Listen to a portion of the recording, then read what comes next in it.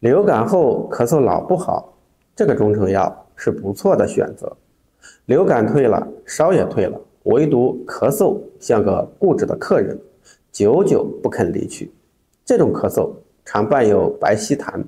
有时甚至感觉喉咙发痒，胸腔里似乎积攒着一股未能宣泄的闷气。从中医视角看，这往往是流感初期治疗不彻底，导致病邪未能完全透发，淤闭在肺系所致。中成药通宣理肺丸或许能成为送客的妙方，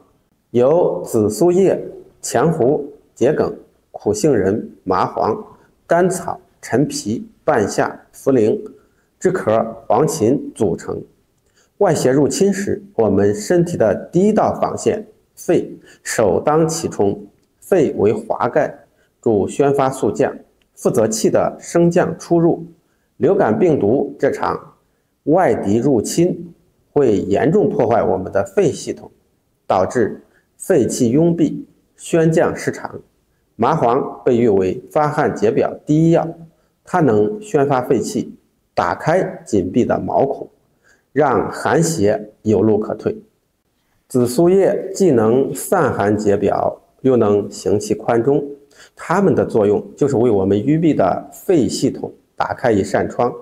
让外感的寒邪得以散发。桔梗性平味苦辛，归肺经，擅长宣肺利咽祛痰，其药性上行，像一把向上的钩子，能把肺中深处的痰浊提升出来。苦杏仁性微温味苦，归肺大肠经，则擅长降肺气，止咳平喘，其性下行，如同向下的把手，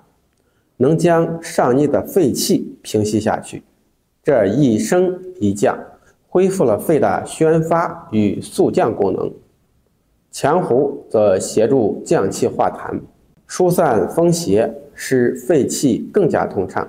陈皮、半夏、茯苓、甘草这4味药组成了著名的二陈汤基础，是化痰燥湿的经典组合。陈皮理气健脾，燥湿化痰；半夏是燥湿化痰、降逆止呕的药药；茯苓能渗湿健脾，让水湿通过小便排出，杜绝生痰之源；甘草在此方中既能调和助药，又能益气补中，扶助正气；栀壳能理气宽中，行滞消胀；黄芩能清热燥湿，泻火解毒。在大量温性药中，稍佐黄芩是为了清解可能因瘀而化的热象，防止寒邪淤久化热，起到反佐与坚制的作用，使得全方温而不燥，散中有清。通宣理肺丸最适合的是那种感冒后感觉浑身发紧、怕冷、咳嗽白痰、鼻塞流清涕的咳嗽，咳嗽声音多较沉闷，感觉气管深处有痰却不易咳出，胸中总感觉气机不畅。